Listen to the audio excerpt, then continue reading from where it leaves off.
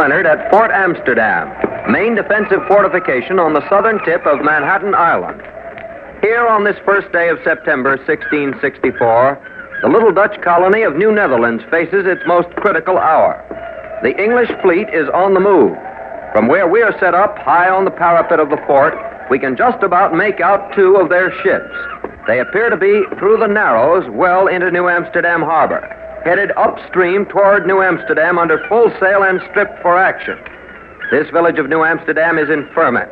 The question here, the unanswered question of the hour, is whether or not the Dutch governor, His Excellency Peter Stuyvesant, will accept the ultimatum of surrender delivered early this morning in a letter by a representative of the English Commander-in-Chief, Colonel Richard Nichols.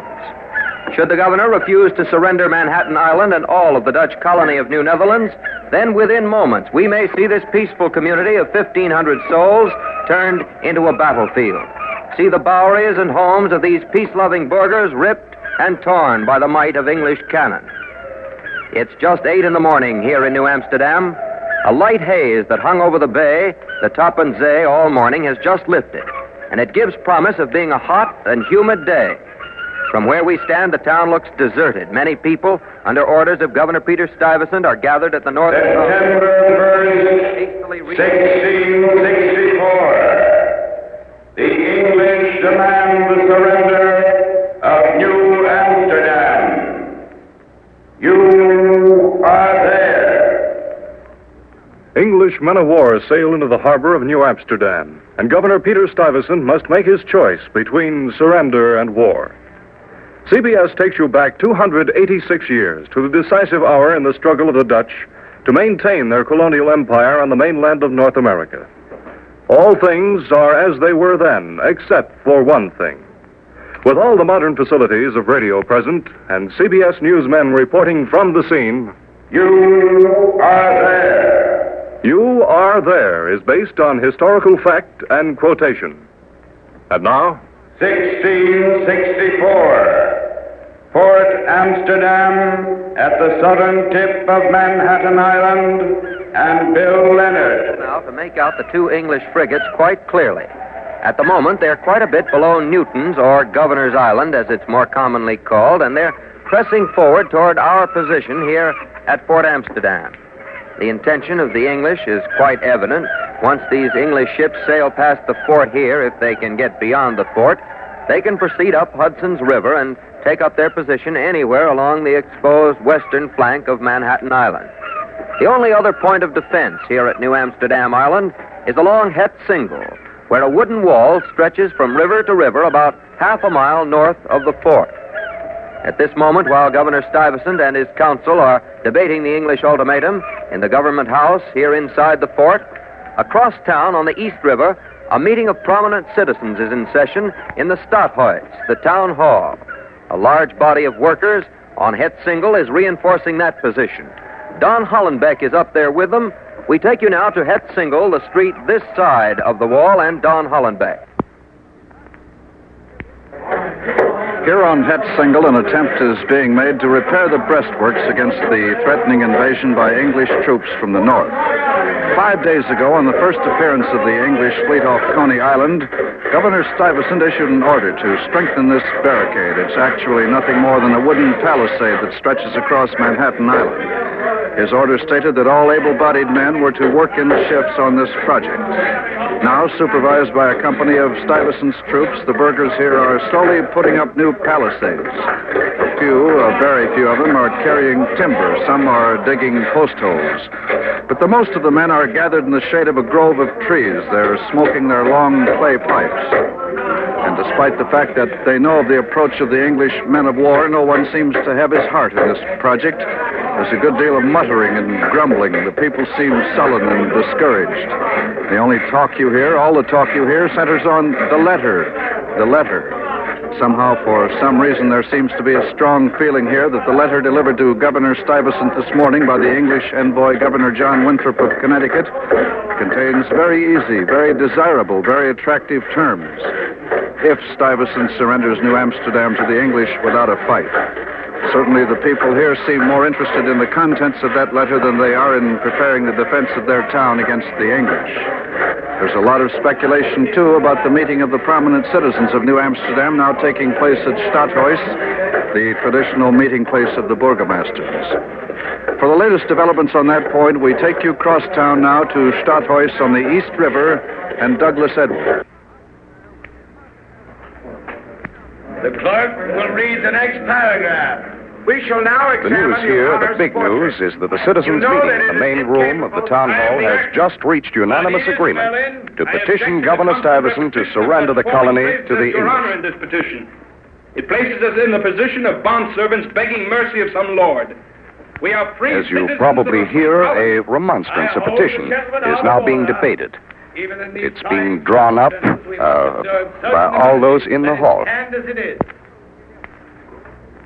When the wording of this remonstrance is finally agreed on, a committee will be appointed to present the document to Governor Stuyvesant. A demand will also be made upon the governor to make public the contents of the letter.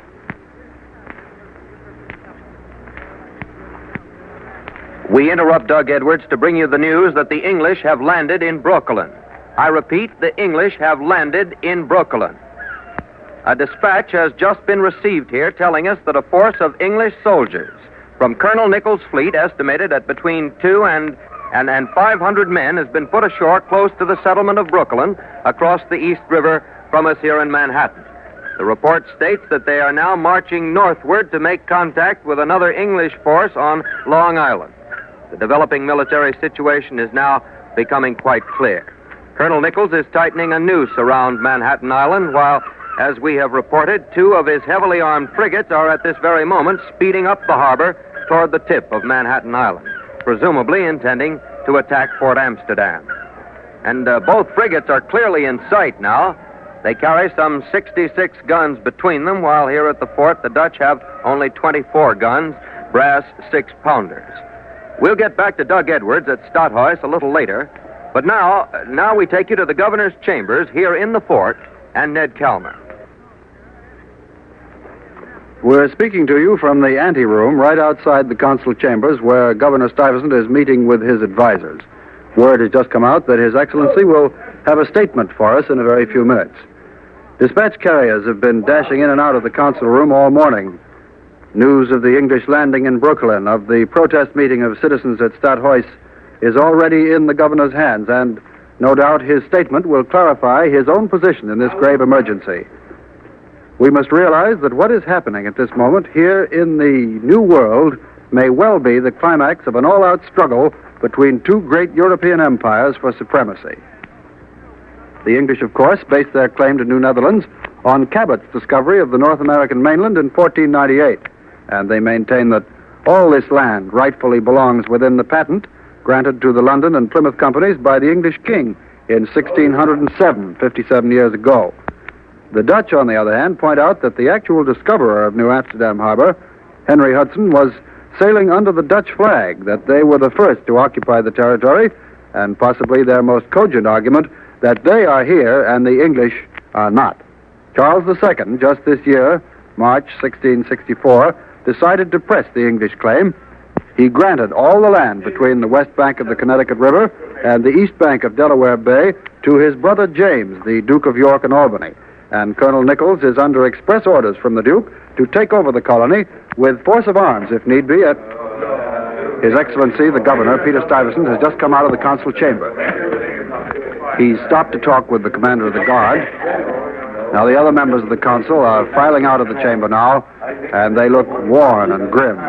The governor himself, however, shows no sign of weariness. His whole figure seems to flash defiance. He's a man of average height, but solidly built. He's wearing breast armor, a doeskin cloak, a brilliant red sash around his waist, and, of course, the most striking feature of all, the famous silver leg, his hallmark. You'll recall he lost his left leg in the fight against the Portuguese when he was governor of the Dutch colony of Curaçao in the West Indies.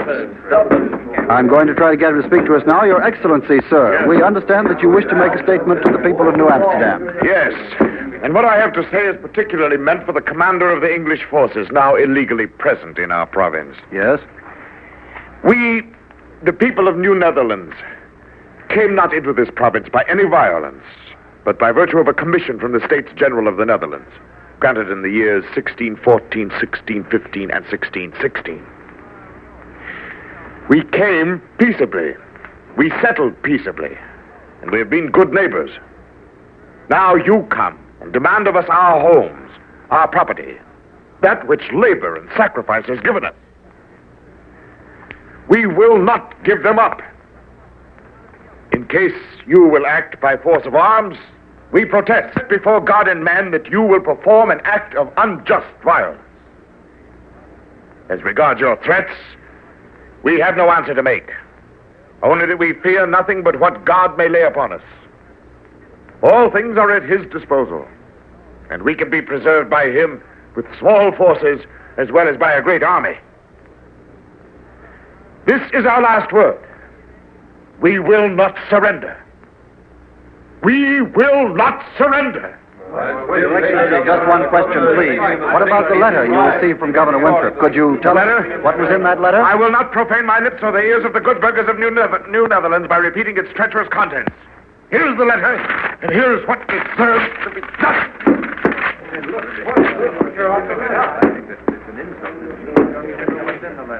The governor has torn the letter into shreds, torn it apart. Surrender. The governor has unequivocally refused to surrender to the English. He has rejected their ultimatum. He has torn up the letter delivered by Governor Winthrop, the letter about which there's been so much speculation. And now it lies in bits on the floor. Almost certainly, this will mean war. And now back up to the parapet of Fort Amsterdam and Bill Leonard. The English men of war are now just below Governor's Island, not within range yet, but they've crowded on extra canvas. On both frigates, battle pennants can be seen from here, whipping in the breeze.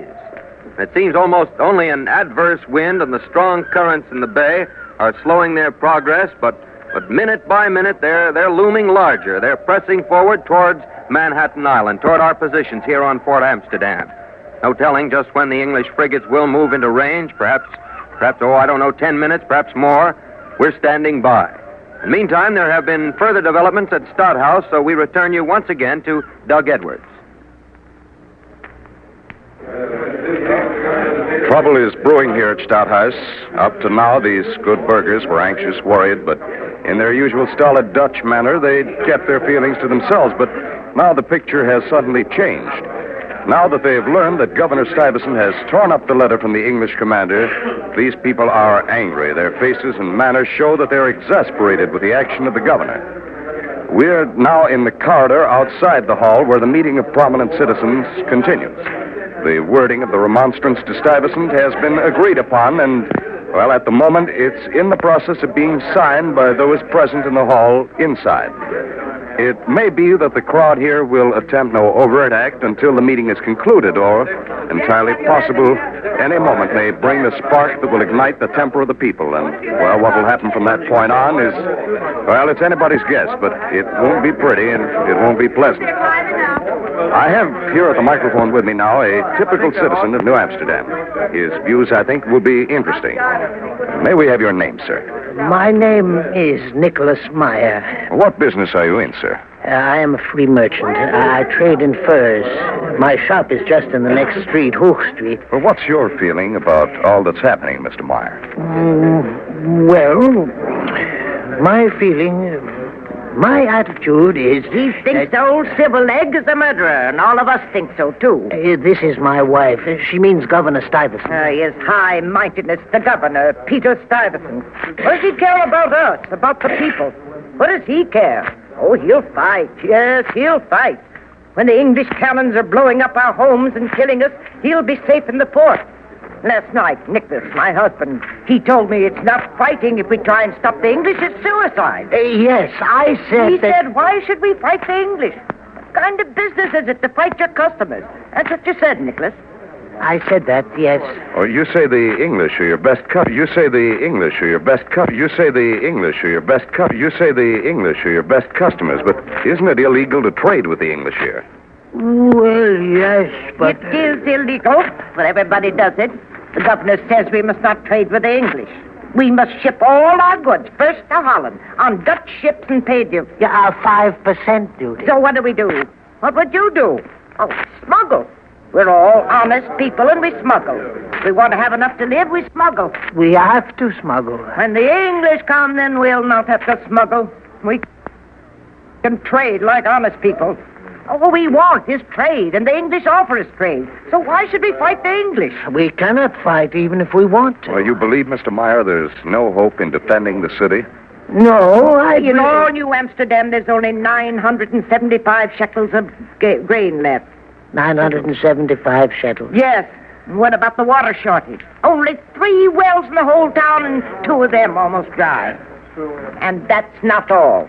Nicholas, tell me what you told me about the powder for the cannon in the fort. Yes, I have been told from someone who knows that old Silverleg wastes so much gunpowder firing salutes every time the English send a messenger that now there's hardly enough powder left to put up a good battle. Is the truth, Nicholas? Is the truth? Well, thank you, Mr. and Mrs. Meyer. I'm sorry, we'd like to hear more, but Don Hollenbeck at Hetzingle has something to report. Come in, Don Hollenbeck. All work has stopped on the wall. The people have thrown down their tools. They're defying the soldiers, and now in a mass, they are marching toward Fort Amsterdam. The soldiers, too, are beating a quick retreat. They've left this entire northern boundary of the town unprotected. They're heading for the fort as well, to get behind the walls to find some protection, some cover from the English bombardment, which is expected to start at any moment. I'm practically deserted here now, so back to Douglas Edwards at Stadhuis. I'm speaking now from outside the town hall. The meeting of burghers in Stadhuis is over. The hall is emptying. Everybody, the crowd which was gathered outside and those who were in the hall, everybody is headed down Bruce Street towards Fort Amsterdam.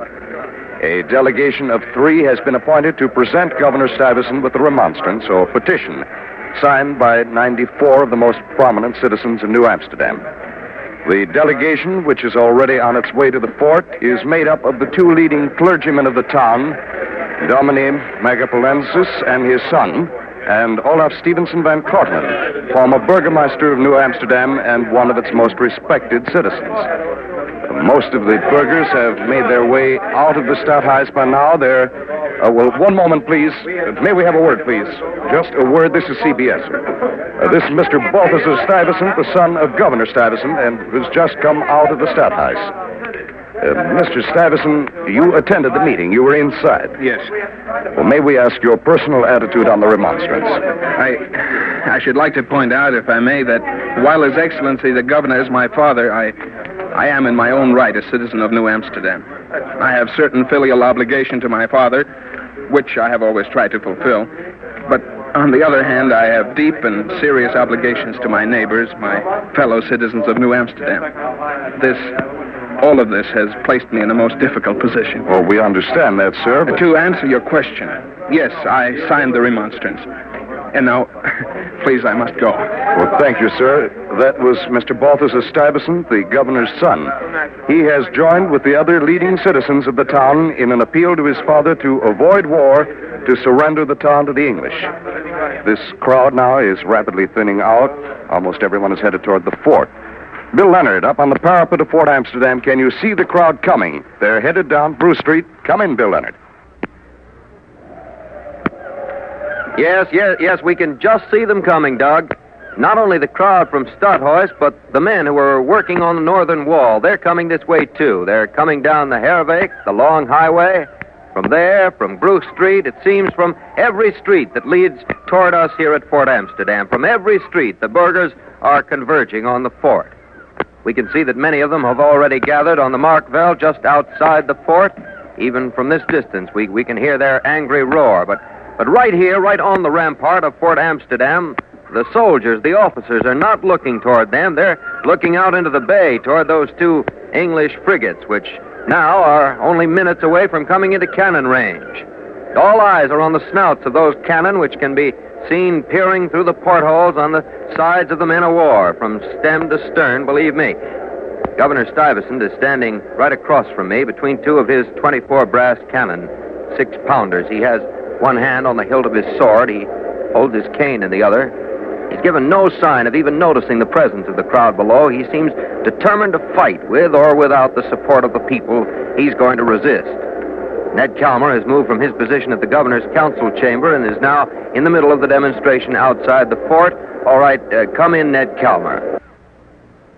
The crowd here is almost completely out of hand. A few guards before the fort are trying to hold them back, but the crowd is pressing forward, trying to push the soldiers out of the way and shouting and cursing. The delegation of citizens with the remonstrance to Governor Stuyvesant is fighting its way through the crowd. They're trying to get to the entrance of the fort. Some of the younger men are clearing a way for them, trying to make a pass, and they've just about reached the gate of the fort. Pastor Megapolensis, the leader of the delegation, has turned towards the people. Now he's holding up his hands, trying to get them quiet. We're up as close as we can possibly get. He's trying to speak. We hope we can pick him up. Quiet! Go home! All of you, go home! Get your families to safety. Get into the cellars. Find cover if you can. Where's old Silverleg? Make him come out! No, listen!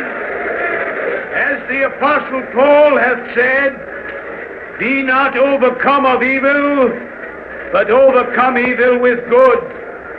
And he hath said too, let us therefore follow after the things which make for peace. Go home. Compound no further evils here. Your delegation is prepared to offer the remonstrance to His Excellency. It will be heard.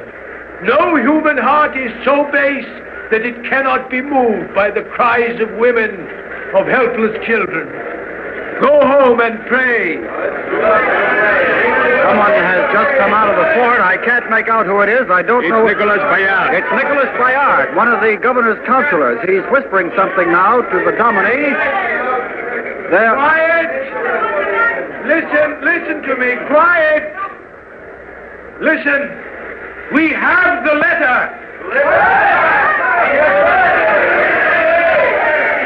We have the letter. It was pieced together by Nicholas Bayard. Do you want to hear the letter? Nicholas Bayard, a member of the governor's council, evidently was able to piece together fragments of the letter, which Governor Stuyvesant, you remember, had torn up. And now he's going to read it. I think he... The letter from the English commander says, I do assure you that if Manhattan be delivered up to His Majesty, I shall not hinder, but any people from the Netherlands may freely come and plant there or thereabouts. The English promised not to stop any Dutch settlers from coming to the colony. Any vessels of their own country may freely come thither. Ships from the Netherlands will be free to enter the port. Any of them may as freely return home in vessels of their own country. And this and much more is contained in the privilege of His Majesty's English subjects. The English commander guarantees them all the rights and privileges of English subjects. In other words, they'll be free to trade with the English. Their property won't be confiscated. But the people here are demanding to see Stuyvesant, and if they get into the fort, anything can happen. They're pressing forward. The dominie is trying desperately to stop them. He's trying to speak again. Listen, don't go inside the fort. Don't try to go into the fort. The guns will be turned upon you. In the name of heaven, don't go into the fort. Wait for the time. No, into the fort. Don't do it. Stay where you are. I shall go in. The governor will listen to me. The dominie and his delegation have gone into the fort. The gate has slammed shut on the crowd. The soldiers are barring the way, but the people are still trying to press forward. They're being held back for the moment anyway. Bill Leonard is up there on the parapet, so over to Bill Leonard.